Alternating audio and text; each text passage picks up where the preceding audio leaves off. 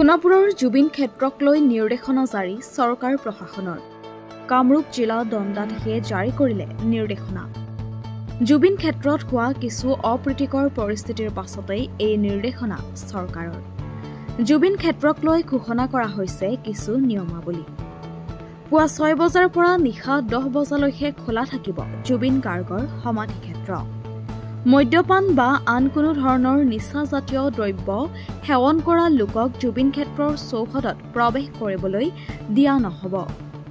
চৌহদৰ লগতে জুবিন ক্ষেত্ৰৰ ওচৰতো যিকোনো ধৰণৰ সুৰা সেৱন বা পৰিৱেশন বা বিতৰণ কঠোৰভাৱে নিষিদ্ধ।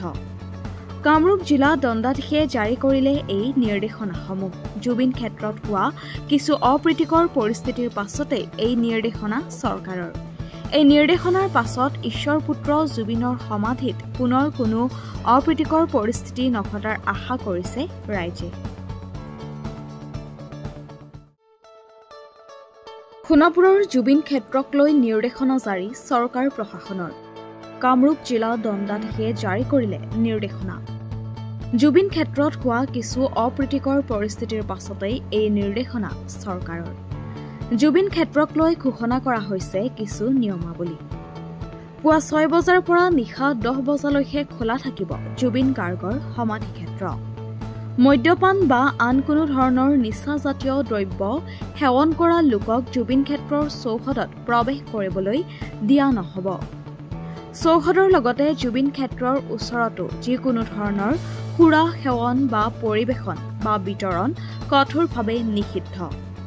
কামৰূপ জিলা দণ্ডাধীশে জাৰি কৰিলে এই নিৰ্দেশনাসমূহ।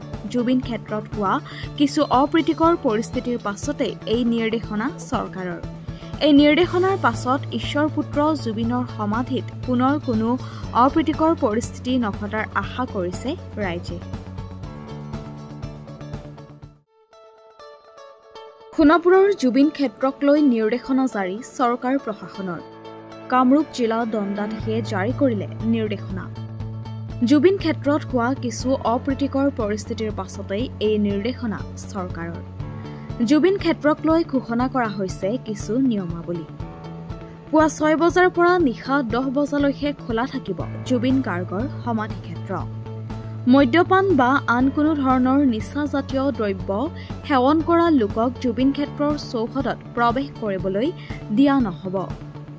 চৌহদৰ লগতে জুবিন ক্ষেত্ৰৰ ওচৰতো যিকোনো ধৰণৰ সুৰা সেৱন বা পৰিৱেশন বা বিতৰণ কঠোৰভাৱে নিষিদ্ধ।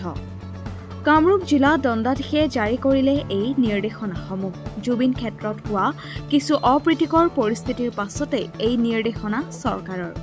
এই নিৰ্দেশনাৰ পাছত ঈশ্বৰ পুত্ৰ জুবিনৰ সমাধিত পুনৰ কোনো অপ্ৰীতিকৰ পৰিস্থিতি নঘটাৰ আশা কৰিছে ৰাইজে।